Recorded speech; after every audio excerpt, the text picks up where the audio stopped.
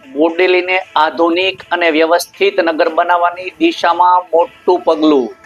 જિલ્લા કલેક્ટર ગાર્ગી જૈનની અધ્યક્ષતામાં Bodeli vision meet યોજાઈ.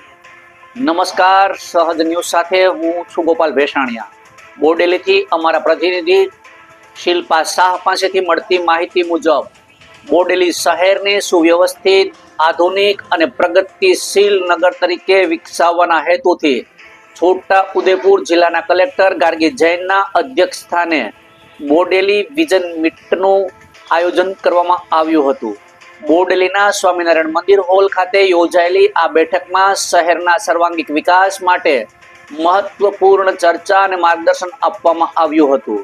બેઠક દરમિયાન આરોગ્ય, શિક્ષણ, યુવા સશક્તિકરણ, રોજગાર સર્જન, આર્થિક વિકાસ, પર્યાવરણ સંરક્ષણ, સ્વચ્છ શહેર અભિયાન, સામાજિક સાંસ્કૃતિક વિકાસ તેમજ ડિજિટલ અને સ્માર્ટ શાસન જેવા મુદ્દાઓ પર વિસ્તૃત ચર્ચા વિમર્શ કરવામાં આવ્યું હતું. બોડેલીને સુવ્યવસ્થિત નગર બનાવવામાં સરકાર, નગરપાલિકા અને નગરજનોની સંયુક્ત ભાગીદારી અનિવાર્ય હોવાનું તેમણે જણાવ્યું હતું.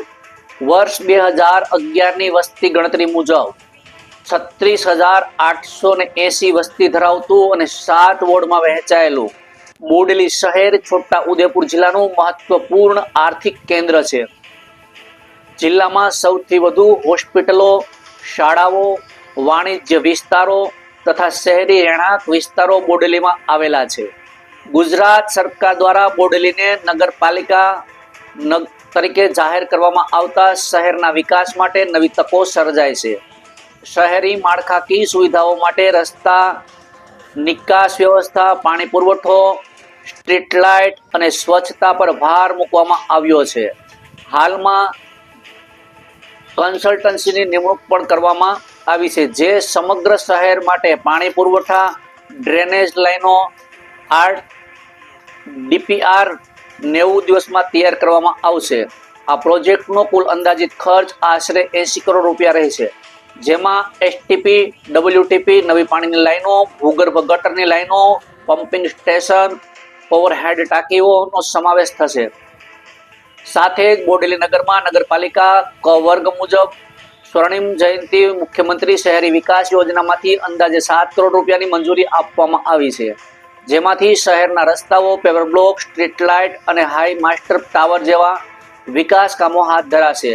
બોડેલી વિઝન મીટમાં જિલ્લા કલેક્ટર ગાર્ગી જૈન, સાંસદ જસુ રાઠવા, જિલ્લાના 3 ધારાસભ્યો, જિલ્લા પંચાયત પ્રમુખ, જિલ્લા વિકાસ અધિકારી તેમજ નગરના આગેવાનો, વેપારીઓ અને નગરજનો મોટી સંખ્યામાં હાજર રહ્યા હતા.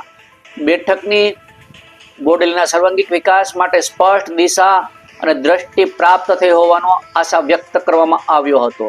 રિપોર્ટર શિલ્પા શાહ, સહજ ન્યૂઝ, બોડેલી. કરવામાં આવ્યું છે. બોડેલી અત્યારે નવી નગરપાલિકા તરીકે જાહેર કરવામાં આવી છે અને એના માટે કેવી રીતે આપણે બોડેલીને આવતા અમુક વર્ષોમાં જોઈએ એક ડેવલપમેન્ટ પ્લાન નક્કી કરવામાં કેવી રીતે નક્કી કરીએ એના માટે જ બધા ચૂંટાયેલા અધિકારીશ્રીઓ અને સૌથી અગત્યના જે આપણા બોડેલી નગરપાલિકા વિસ્તારના લોકો છે એમને બોલાવ્યા હતા.